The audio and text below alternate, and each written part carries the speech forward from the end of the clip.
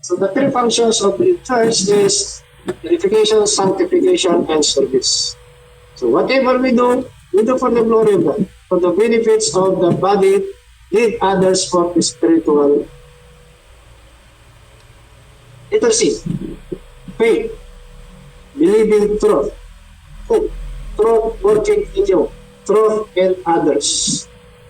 So, ibig sabihin po dito mga kapatid, nalaman po natin yung katotohanan, sinampalatayanan po natin, then we have to work it out in our lives, and we have to work it out also for others. Amen. 1 Timothy chapter 1 verse 5. Now the end of the commandment is charity, not to be pure heart and of a good conscience, and faith, and faith. Letter D, take heed to thyself, study to show thyself, personally study. 1 Timothy chapter 4 verse 16, take heed unto thyself and unto the doctrine, continue in them, for in doing this thou shalt not save thyself and them that they hear thee. Kaya dapat mag-ingat po tayo. At ang pag-ingat na yan sa pag-aaral po ng salita po ng Diyos ay nakatuon o nakabatay talaga doon po sa rightly divine method. At kapag ginamit po natin yung right divine method, nagagawa po natin na yung pag-aaral po natin ay talagang may pag-ibig. We're not using the right dividing method, then pauwi ka lang sa wala at yun ay hindi o nawala sa pag-iingat.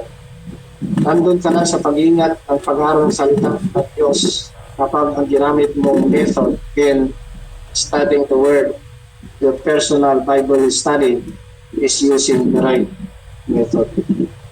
The ministry starts with yourself. Tama po mga kapatid. Before serving the Lord for others, your ministry starts with yourself. Tama po. Magpatukol na lang sa pag-aaral po natin, mga kapatid.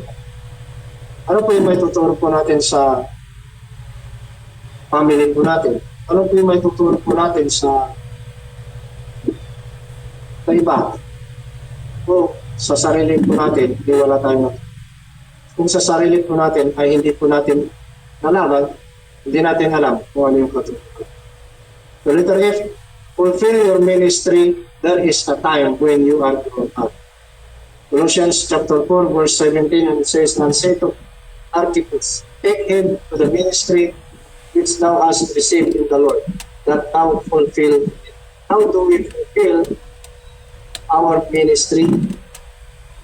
Starts with studying, and after studying, contribute, and after it, then start again. Letter G, be exhort Timothy by the Lord's judgment to do the work of an evangelist. To do the work of an evangelist. Ano po yung evangelist? Dedicated to spread the good news and make every believers equipped for ministry. So ito po yung objective po natin mga kapatid. As we are teaching, do the work as an evangelist. Ito sinasabi mga kapatid, we have to be dedicated to spread the good news and make every believer equipped for ministry. Kaya tama po yung yung way. We have to appreciate kung ano yung itong online na pag-study po natin mga kapatid. Ito yung pwede po natin i-appreciate dito po sa Mayor. They are giving us the time to report and mag-YouTube din po dito mga kapatid. Kasi dito mga kapatid, ang motive po nila, tayo po na nakaalam. We as believer, we have to also be equipped for the ministry. At dito po nag-umpisa yung pagka-equip po natin sa ministry. Dito po tayo kumbaga, nagiging OJT na po natin. 2 Timothy chapter 4, verse 1 to 5. It says, I charge thee therefore before God and the Lord Jesus Christ, who shall judge the quick and the dead, and at his appearing and his kingdom. Preach the word, be instant in season, out of season. Reprove, rebuke, exhort with all long suffering and doctrine. For the time will come when they will not endure sound doctrine, but after their own lust shall they keep to themselves teachers having 18 ears, and they shall turn away their ears from the truth, and shall be turned unto fables. But what's thou in all things, endure all things, and do the work of an evangelist, make full proof of thy ministry. It's continue in the things you have learned. Use the word. Again, kapatid, we had already received, we have learned also what is right, and we have already the right tools. Before, we don't have the right tools. We have the tool which is not a right tools. Yes, it is good. It is right that we have the Bible, but without the right method, which is the right tools, then we may be in a wrong way of teaching or in doing of our deeds. 2 Timothy chapter 3, verse 14, but continue thou in the things which thou hast learned, and hast been assured of, knowing of whom thou hast learned them. Philippians chapter 4, verse 9, those things which you have both learned and received and heard and seen in me, again, do, and the God of peace shall be with you. Amen. Si Apostle Pablo, sinasabi niya, you learned, you received, you heard, you have seen things in me. Then, what you have learned, what you have received, what you have heard, what you have seen in me, do. Yung sabi ni, and the God of peace shall be with you. Napakalinaw po yung mensahe po dito, mga kapatid, yung Monday para po sa we have the responsibility, we have the duty for that. Number 4, what can I do? Ano yung magagawa? Churches normally offer programs, fundraisers, campaigns. Ito po yung normal na ginagawa natin para makarami sila ng member, para maparami yung tinatawag nilang magiging Christian. They offer a good or a nice program. They have, tama po mga kapatid na gawin din po natin ang maayos yung program. But that is not the right tool para panghikayat. What is the right tool? 2 Timothy. Or what are the right thing na dapat po natin i-offer?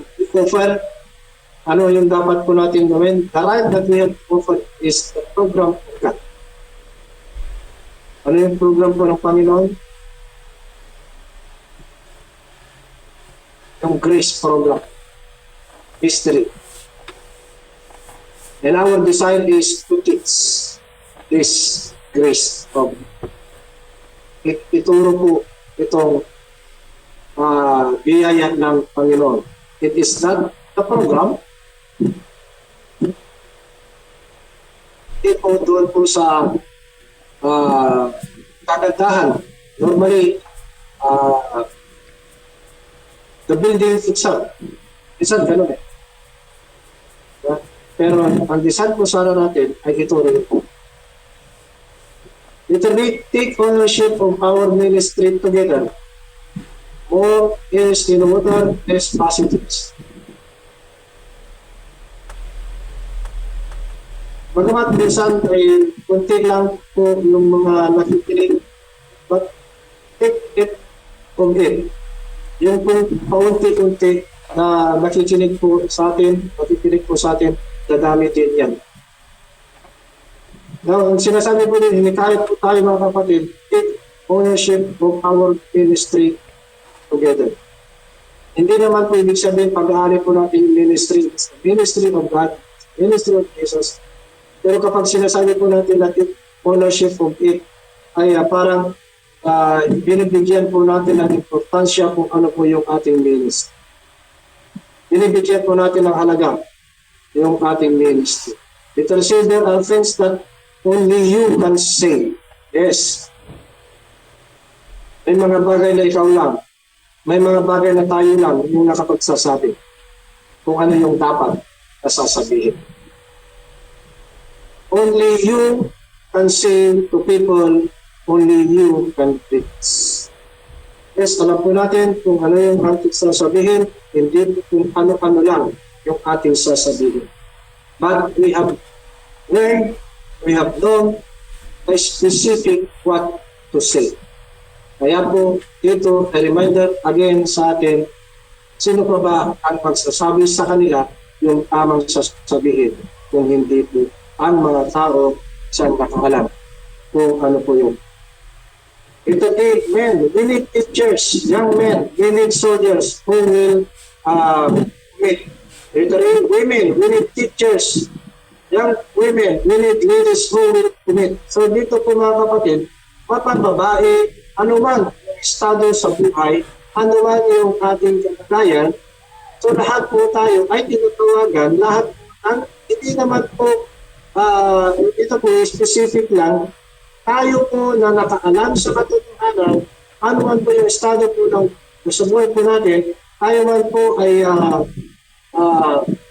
kung lalaki man, mapalalaki man o mapababae, mga kabataan na nakakaalam sa katotohanan na kailangan po ito. Kailangan po yung commitment po natin ng pag-aaral ng katotohanan. Kaya nga po mga kapatid, ito pag-aaral po natin ngayon ay parang nagiging encouragement po sa atin at sana po ang bawat isa sa atin na nag-aaral ay dito po ay tinatawagan po tayo, kailangan po tayo sa kailangan po tayo na ilabas yung katotohanan. Kailangan po natin internet kaya sabi po, preaching, singing, correcting, greeting, eating, praying, yes, ito po yung mga dapat po natin gawin, no? Pero yung mga bagay na ito ay ginagawa rin ng ilan, pero sa mali namang katuruan, sa maling landas naman na naigagay yung kanilang mga peers, yung kanilang mga student, yung mga kanilang pinapahayagan. Kaya dito po mga kapatid, tayo na nakaalam, we have to teach, we have to preach, we have to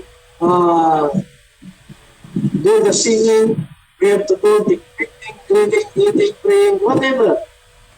But we as having the right, no, the right teaching, the right way of studying, the right method, then we have to work to do. Liturgy, book, tracks, hymnal, website, songs, mottos, ito, mga kapatid, meetings, children, youth, prison, ministry, street, alam na po natin natin, door, banners, advertisement, college, ministry. Yes, pwede po natin gawin lahat ng ito mga kapatid. Start, ito po, ay ang bawat isa po sa atin mga kapatid ay kailangan po. Ito yung internet po natin sa sisipan. You can be adorned, an adornment, even when you are not doing ministry. Ito po ay nung pinag-aaralan ko ito, so, ano ka magiging kaya-aya sa iba when you are not doing the ministry? One time, sabi po ni Pedro, we'd rather obey God rather than men. Ang ibig kong sabihin po dito mga kapatid, siguro hindi po tayo nag-aspire na bawat isa sa atin ay maging kaaya-aya sa ibang tao, pero tayo po naging kaaya-aya sa Diyos. Yes, you can be an adornment even when you are not doing your ministry. But in doing of our ministry, naging kaaya-aya po tayo. Hindi po sa tao, hindi. Titus chapter 2, verse 10. Basahin nga po natin. Chapter 2, verse 10. Not purloining, but showing all good fidelity, that they may adorn the doctrine of God our Savior in all things. Ang ibig sabihin pala noon, yes, they may adorn you, pero ang sa atin, kapag ginawa po natin yung trabaho po natin, mga kapatid, doing of our ministry, ang ibig sabihin po ng mga kapatid, pag naihayag na po natin at natanggap po nila ang katotohanan, then there may be some time, there will be somebody, parang meron yung time na, makadarating yung time na habang tayo po ay naglalakad, may lalapit na lang bigla sa atin. Bro, salamat dahil sa binahagi mo sa akin yung katotohanan. Bigla na lang may kakalamit sa'yo. Salamat bro, dahil sa paghayag ko. Salamat po yung ito pala yung sabihin that they may adorn the doctrine of God or Savior. No? Since in series, dahil po sa pamamagitan ng ating Amen. It is good to be seriously affected in a good thing. Galatians chapter 4, verse 18. Sabi po natin, Galatians chapter 4, verse 18. But it is good to be zealously affected always in a good thing, and not only when I am present with you. People are the glory of and crown of rejoicing. First Thessalonians chapter 2, verse 19 to 20. So, punta po tayo dito po sa curriculum in his epistles. Nilirin po natin sa Romans, laying the doctrinal foundation, installing right doctrine, expounding and establishing the right doctrine of salvation, and also being clear. So dito po mga kapatid, sa Romans, sa epistles po ni Paul, sa book of Romans, naglalaman ito ng doctrinal foundation, installing the right doctrine, expounding and establishing the right doctrine of salvation.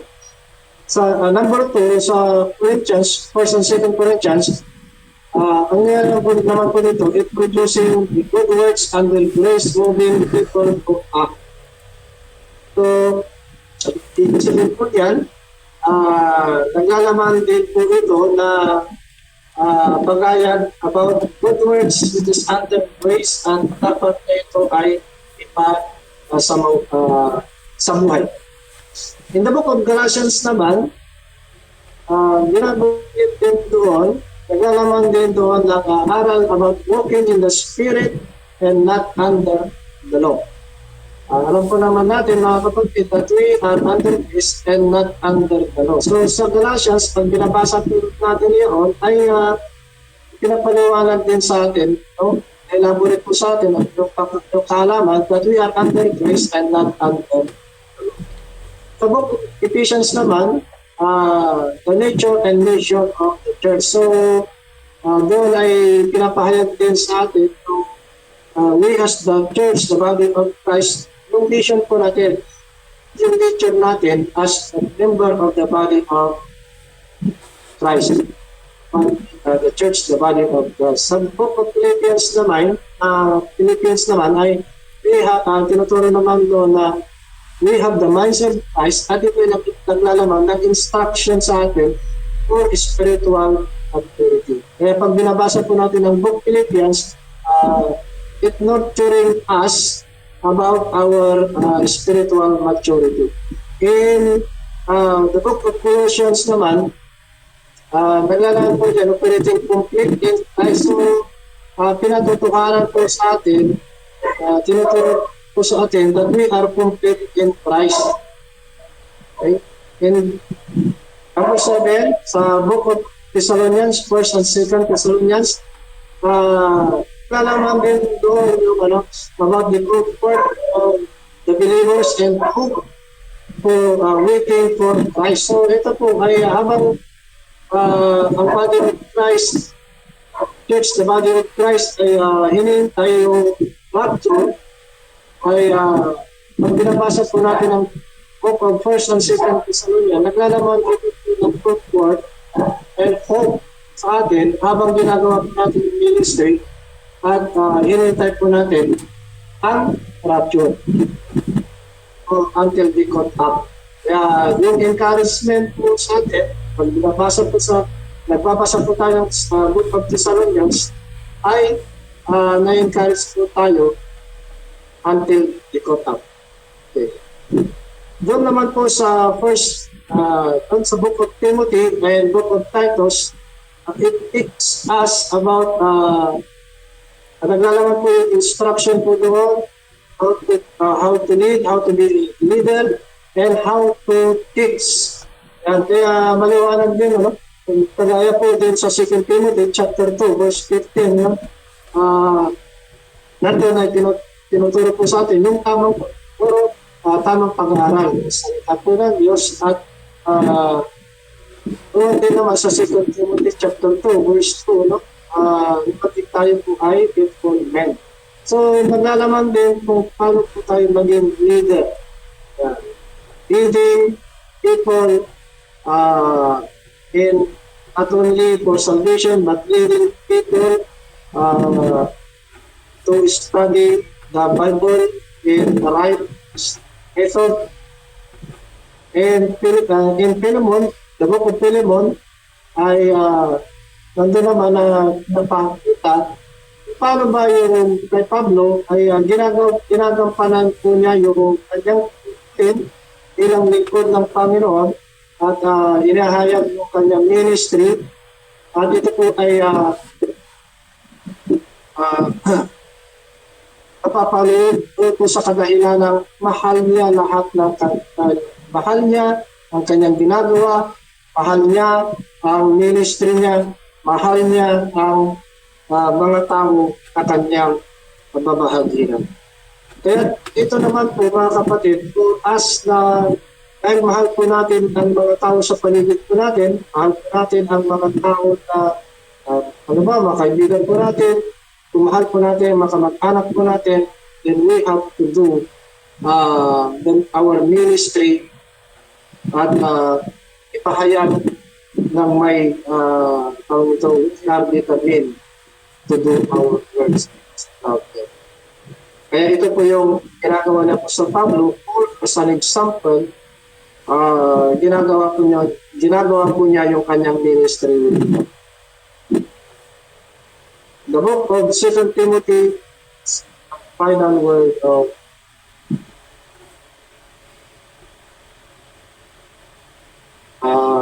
Paul. 3 functions of a church.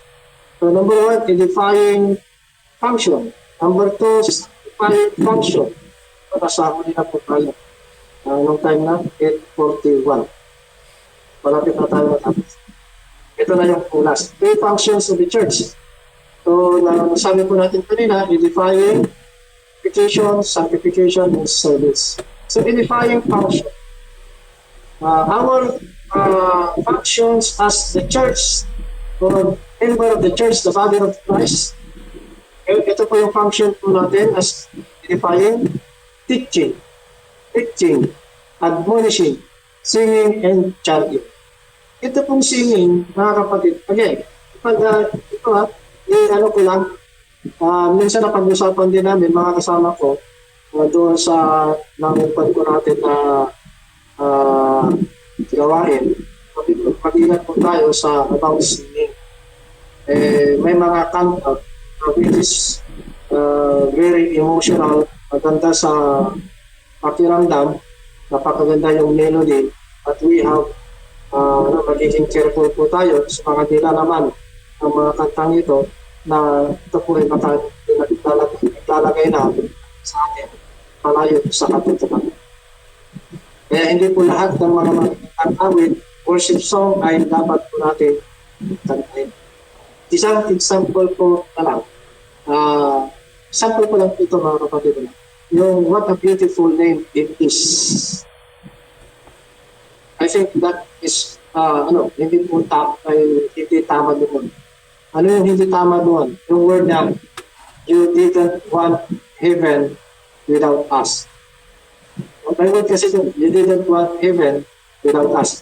Paano yung hindi o ayaw ng Diyos yung heaven, since He created it and He created it for us. Kasi sabi nga ni Pastor Pablo, our citizenship is in heaven. Kaya pagmali yung number 2, sanctifying. Ano naman po yung function po natin? Sanctifying function, including, correcting, rebuking, warning, and exhorting. Nandyan din lahat. Ano mga kapatid?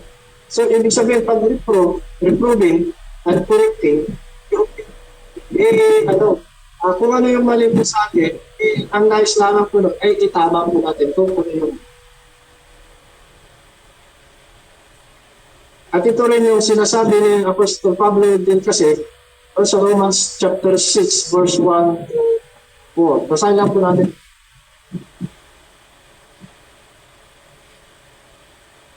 Romans chapter 6 verse 1 to 4. What shall we say then? Shall we continue in sin that grace may abound? God forbid. How shall we that are dead to sin live any longer therein? Know ye not that so many of us as were baptized into Jesus Christ, were baptized into His death. Therefore we are buried with Him by baptism into death, that like as Christ was raised up from the dead by the glory of the Father, even so we also should walk in the newness of life. Kaya dito po mga kapatid, as we are in the function of sanctification, and there is time na kung ano yung mga mali, dapat po natin. Number 3, serving function or ministry. Drinking, eating, speaking, praying, loving, comforting, honoring, giving, weeping, rejoicing requires charity. Yan po ay masasabi po natin. Ang ibig sabihin lamang po nito mga kapatid, malayo po tayo sa atin, walang samaan. Minsan, siguro, lalong-lalo na po, napapansin po minsan sa pag-aaral po natin, may mga bagay na sa atin ay hindi po tayo magkakaparehas sa mga pananaw o pangunawa sa mga inaaral po natin. Ngunit, huwag po sana tayo makaramdam ng sama ng loob sa bawat isa. Praying and loving, comforting, honoring, and giving. So, ito po mga kapatid, ito lang yung mga ministry po natin. Kasi in 2 Corinthians chapter 5, sala po natin 2 Corinthians chapter 5, verse 17 to 19. Therefore, if any man be in Christ, he is a new creature. All things are passed away. Behold, all things are become new. And all things are of God, who hath reconciled us to Himself by Jesus Christ, and hath given to us the ministry of reconciliation. To wit, that God was in Christ reconciling the world unto himself, and imputing the trespasses unto them, and hath committed unto us the word of reconciliation. That is our function. Yung serving ministry natin. Hallelujah. So, we are great things, bawat isa, speaking of siguro not harsh, magpanalanginan, ipahayag po natin ang bawat isa yung pamahal, hindi po sa hatred, no? Kung meron man po yung hindi pagkakaunawaan, we have already the ministry of reconciliation. So, yun po ang dapat po sana ng manguna para po sa bawat isa sa atin. Mag-intindihan po tayo at unawaan ang bawat isa sa atin. Comfort with one another, honor with one another, giving and weeping, rejoice if there is somebody which is rejoicing. If there is somebody who is weeping, comfort and weep with them. And requires charity. Lahat po ng gagawin po natin para sa bawat isa as we are serving the Lord, as we are serving our function in the body of Christ, serving with one another requires charity. It is not because it is our responsibility, but because we love one another. So, dito na po nagtatapos yung ating po lecture po, mga kapatid, yung report po. So, yung ating topic, mga kapatid, ay putting grace to work. So, dito po, ay sana po ng biyaya ng Diyos ay ipahayag natin, pagkaganap po natin ng may pagmamahal at bawat isa ay dapat na gawin po natin ano po yung function po natin as the body of Christ, as